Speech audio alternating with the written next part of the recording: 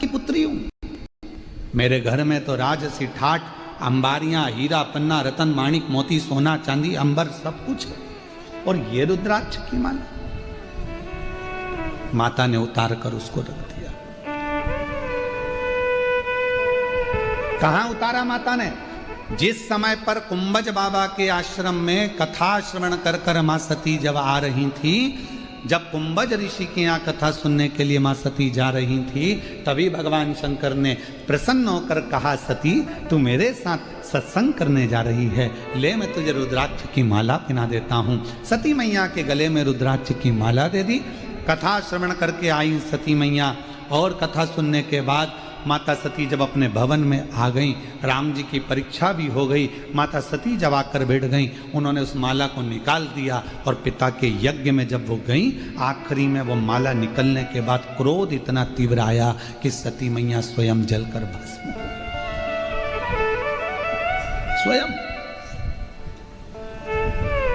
जिसने रुद्राक्ष को पहना उसका जीवन बना, और जिसने रुद्राक्ष को त्याग दिया, आखिरी में उसने रुद्राक्ष पहनो, धारण करो, उसको अपनी जिंदगी में उतारो, सुख देता, आनंद देता, बाद में तकलीफ। तीसरे नंबर पर भगवान देवाधिदेव महादेव ने रुद्राक्ष दिया मां जगत जननी पार्वती। और मां जगत जननी पार्वती जी ने जब रुद्राक्ष धारण करा, तो माता जगत जननी ने रुद्राक्ष को धारण करते से ही उसी समय पर भगवान देवाधिदेव महादेव को प्रणाम कर कर पूछा कि हे प्रभु, ये रुद्राक्ष हमारे जीवन को क्या सुख देता है? शिव जी ने कह दिया, अम्बा जगदम्बा पार्वती जी, जब तक ये रुद्राक्ष तुम्हारे गले में रहेगा, तुम अखंडता के व्रत को धारण करती हुई मेरे संगिनी बनकर विराजमान हो। यश, कीर्ति, आनंद, सुख रुद्राक्ष देता। चौथा रुद्राक्ष भगवान श्री गणेश जी महाराज के गले में भगवान शंकर ने दिया। जिस समय पर शीश कट गया, सारे देवता वर दे रहे थे, गणेश जी ने मस्तक को भगवान विनायक के धड़ पर हाथी का मुख लगा दिया, और हाथी का मुख लगाकर प्रथम गिनती का वर दिया। तब अपना रुद्राक्ष का माला निकालकर गणेश जी के गले में डाल दी। गणेश, जब तक ये रुद्राक्ष तुम्हारे गले में रहेगा, पूरी दुनिया तुम्हारा सम्मान करेगी, तुम्हारी पूजन करेगी, अर्चना करेगी, सत्कार करेगी। गणेश जी के गले में रुद्राक्ष विराज।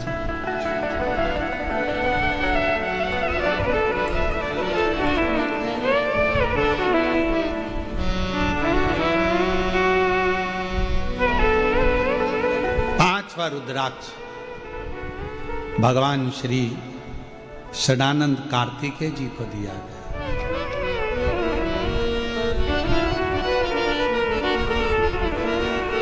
जगत के लोग स्वामी स्वामी स्वामी अय्यप्पा स्वामी कहकर पुकारे, यश हो।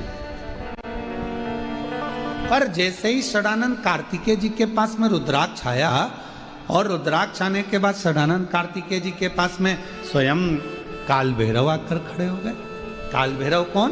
भगवान शंकर का स्वयं का स्वरूप। काल भैरव कौन? स्वयं शिव। मेरे देवाधिदेव महादेव में और काल भैरव में कोई अंतर नहीं है। शंकर का स्वरूप है काल भैरव। ब्रह्मा जी का झूठ बोलने वाला शीश काटने के लिए भगवान शंकर ने काल भैरव को प्रकट किया था। अंधकासुर को मारने के लिए भगवान शंकर ने काल भैरव को प्रकट किया। कौन है काल भैरव? शंकर भगवान का स्वयं का एक प्रतिबिंब, शंकर भगवान का स्वयं का एक स्वरूप। शंकर भगवान की अर्चना, आराधना, पूजन, साधना, यज्ञ, अनुष्ठान, देवी का, देवता का, राम जी का, हनुमान जी का, कृष्ण जी का, 33 कोटि देवता का कोई सा भी यज्ञ कर लो, कोई अनुष्ठान कर लो, कोई पूजन कर लो, बिना काल भैरव के पूर्ण हो ही नहीं सकती। काल भैरव स्वयं शिव का प्रतिबिंब, स्वयं शिव का प्रतीक, शंकर का स्वरूप।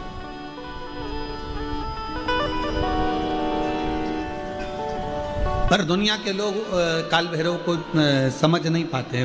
उनको समझते हैं कि ये दास होंगे, ये होंगे। ना ना, शंकर का प्रतिबिंब स्वरूप है।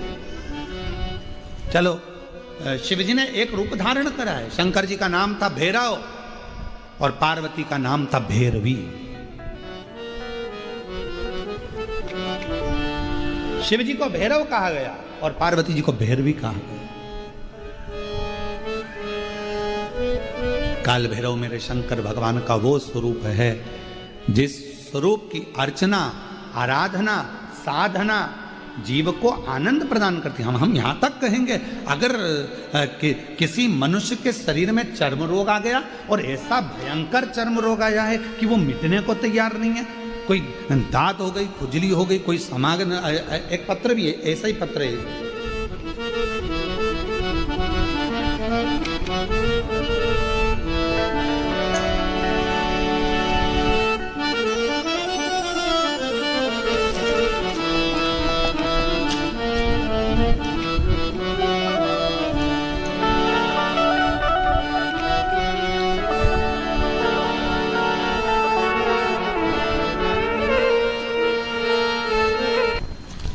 पंडाल में गए, 2021 से कथा सुनना प्रारंभ करा।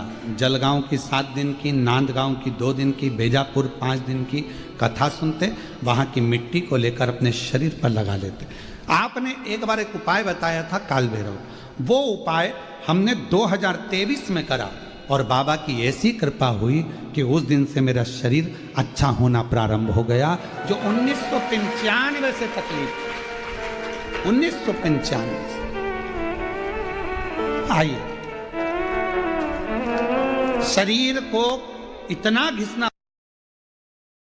हो जाता था, रगड़ रगड़ के बाल निकल जाते थे, इतना घिस घिस कर पूरा शरीर का एक एक बाल झड़ जाता था, पूरे शरीर पर इतना इतना असर पड़ता था उसको जाकर।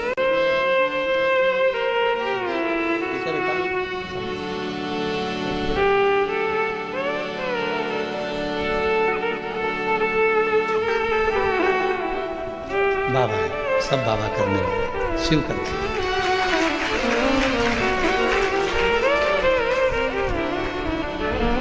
1995 से करती रही, 2023 में तब आपका काल भैरव का जो प्रयोग आपने हो, कैसी भी बीमारी शरीर की चमड़ी से जुड़ी हुई अगर हो गई है, काल भैरव भगवान का स्मरण फल देता।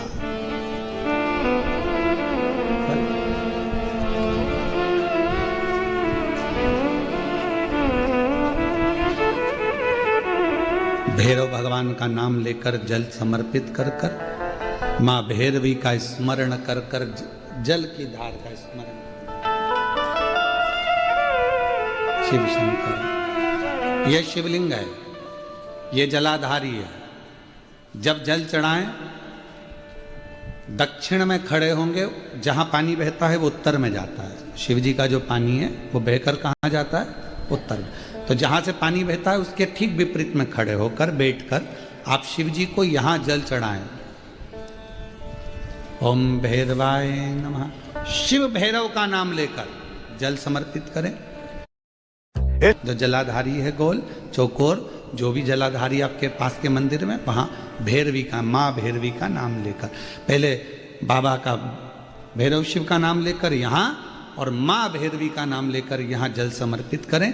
जो जल चढ़ता है उसी जल का प्रोक्षण अपने शरीर पर करें, या थोड़ा सा झेल कर लाकर उसको पूरे जहाँ जहाँ तकलीफ है पूरे शरीर में लगाना प्रारंभ करें।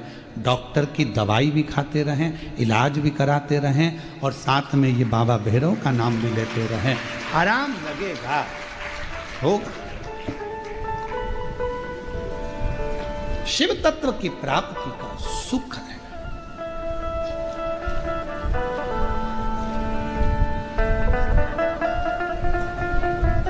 भगवान भैरवनाथ का स्मरण, लोग कहें कि कई लोग कहते हैं शंकर जी अलग हैं, भैरव अलग हैं, कोई कहता है शिव अलग हैं, भैरव अलग हैं, कोई कहता है जगत जननी दुर्गा अलग है, भैरवी अलग। ना ना ना, ये व्यर्थ की बातों में आप मत पड़िए। शिव महापुराण हमारी बात पर भरोसा नहीं तो शिव महापुराण की कथा लेकर आओ, गीता प्रेस गोरखपुर की, और शिव महापुराण की कथा को हिंदी में अपने घर में रहकर जब फुर्सत मिले तब पढ़ो, तो आपको ज्ञात हो जाएगा कि भैरव अलग नहीं है, शंकर का एक रूप काल भैरव के रूप में प्रकट हुआ है। शिव ही भैरव और भैरव ही शिव।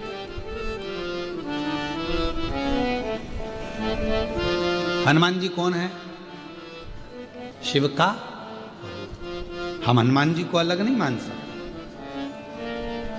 शंकर ही हनुमान है और हनुमान ही शंकर है, दोनों में कोई भेद नहीं, हम उसको अलग नहीं मान सकते। दुनिया भले भेद करे वो अपनी जगह पर हमारी व्यासपीठ ये भेद करना नहीं सिखाती। हमारी व्यासपीठ तो कहती है राम ही शिव है, शिव ही राम है, दत्त ही शिव है, शिव ही दत्त, कृष्ण ही शिव है, शिव ही विष्णु ही शिव है, शिव ही विष्णु, सब एक में शिव के अंतर्गत सब समान, सारा। यहां शिव से अलग कुछ नहीं। जब ब्रह्मा जी झूठ बोल दिए, ये शिवलिंग में से निकली हुई वाणी असत्य है, तब मेरे देव अधिदेव महादेव भगवान शंकर ने अपना स्वयं, मेरे शिव जी ने अपने ही अंगुष्ठ भाग से, स्वयं अंगुष्ठ भाग से काल भैरव को प्रकट किया।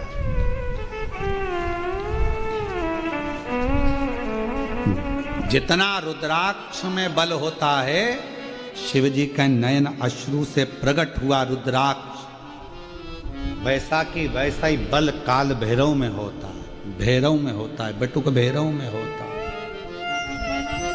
वैसा की वैसा।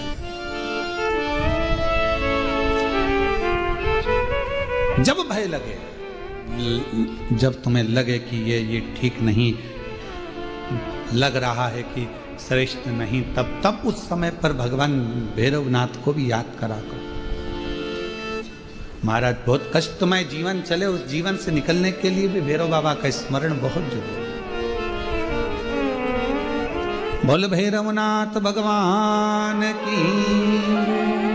शिव और भैरव में अंतर नहीं है। तो महाराज यहाँ वर्णन किया गया, भगवान शंकर ने 5 मालाओं का दान दिया। जिस समय पर स्कंद भगवान को, कार्तिकेय को अपना रुद्राक्ष भगवान देव अधिदेव महादेव ने प्रदान किया। कार्तिकेय जी के सामने काल भैरव खड़े हुए थे। षडानंद कार्तिकेय जी उनको देखकर मुस्कुराए और मुस्कुराकर विचार करा। पिताजी से कहा, बाबा जी आपने एक माला मुझे दे दी है, एक माला गणेश को दे दी है, एक माला जगत जननी माँ को दे दी है।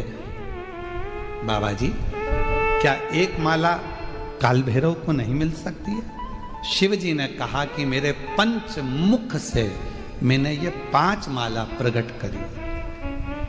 एक सती माँ को दी थी, एक देव ऋषि नारद को दी थी, और ये 3 माला तुम्हें दी। तो स्कंद देव मुस्कुरा कर कहते हैं, ये काल भैरव जी तो इंतजार ही करते रह गए, उनको भी लगा था कि माला मिलेगी, उनको भी ऐसा लग रहा था। तो कार्तिकेय बाबा ने कहा, बाबा आपकी कृपा दृष्टि मुझ पर बनी रहे, और ये रुद्राक्ष की माला स्कंद देव कहते हैं, मैं कार्तिकेय जी का साधुवाद किया, सत्कार किया, सम्मान किया। और काल भैरव जी ने कह दिया,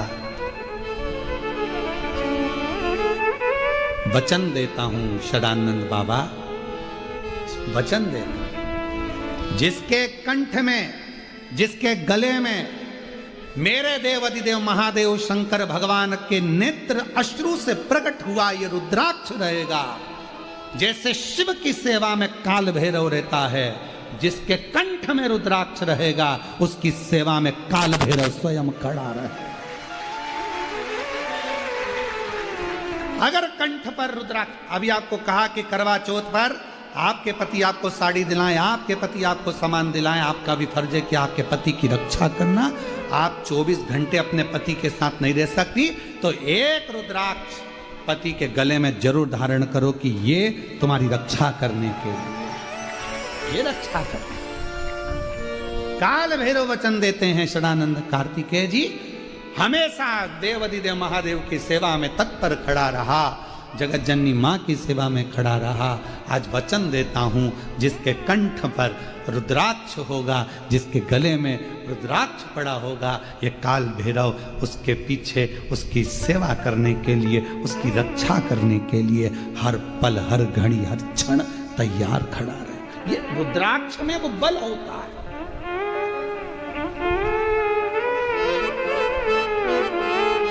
इसलिए हम कहते हैं कुबेरेश्वर धाम पर आओ, और अगर आए हो तो हमसे मिलने की जिद मत करो, हम वैसे भी नहीं मिलते हैं।